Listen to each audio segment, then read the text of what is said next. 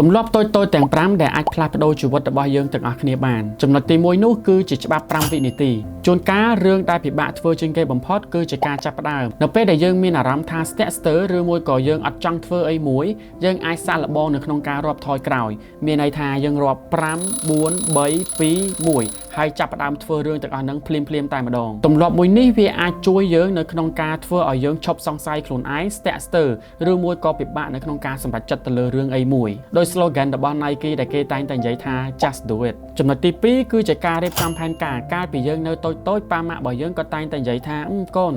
ឯងទៅរៀបចំកាអាវក៏ដូចជាកាតាបឲ្យហើយទៅអញ្ចឹងព្រឹកឡើងគឺងាយស្រួលនៅក្នុងការចេញទៅរៀនតែម្ដងវិធីមួយនេះគឺវាមានប្រសិទ្ធភាពរហូតមកដល់បច្ចុប្បន្នអញ្ចឹងមានន័យថាយើងអាច plan ពីយប់ឬមួយក៏ plan ពីព្រឹកក៏បានដែរគ្រាន់តែថាបើសិនជាយើង plan ពីយប់យើងចំណេញពេលជាងហើយជាទូទៅខ្ញុំតែងតែប្រើប្រាស់សភៅ productivity planner នៅក្នុងការ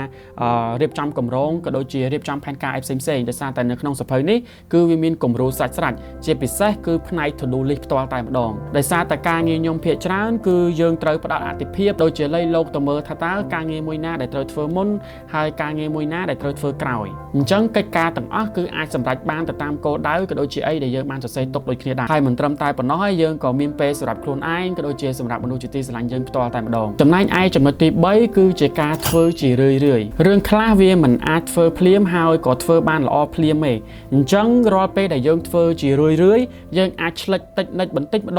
ដងយូរក៏ស្ទាត់ជំនាញអញ្ចឹងទៅឧទាហរណ៍ជាក់ស្ដែងដូចជាការហាត់ប្រាណអញ្ចឹងនៅពេលដែលយើងទៅហាត់ថ្ងៃទី1គឺយើងមិនសូវហាត់បានច្រើនទេហើយក៏វាធ្វើឲ្យយើងហត់ខ្លាំងដែរហើយមើលទៅដូចជាវាមិនមានអីប្រែប្រួលទៅណាផងតែបើសិនជាយើងហាត់ឲ្យជាប់លាប់មួយខែទៅ2ខែយើងនឹងចាប់ផ្ដើមឃើញលទ្ធផលបដើហើយចំណុចទី4គឺនៅក្បែរមនុស្សដែលវិជ្ជមានការសេពគប់មនុស្សត្រូវគឺវាធ្វើឲ្យយើងរីកចម្រើនដូចគេអីអញ្ចឹងទៅនៅក្បែរមនុស្សដែល inspire motivate យើងដោយការខ្ញុំជួបមនុស្សអញ្ចឹង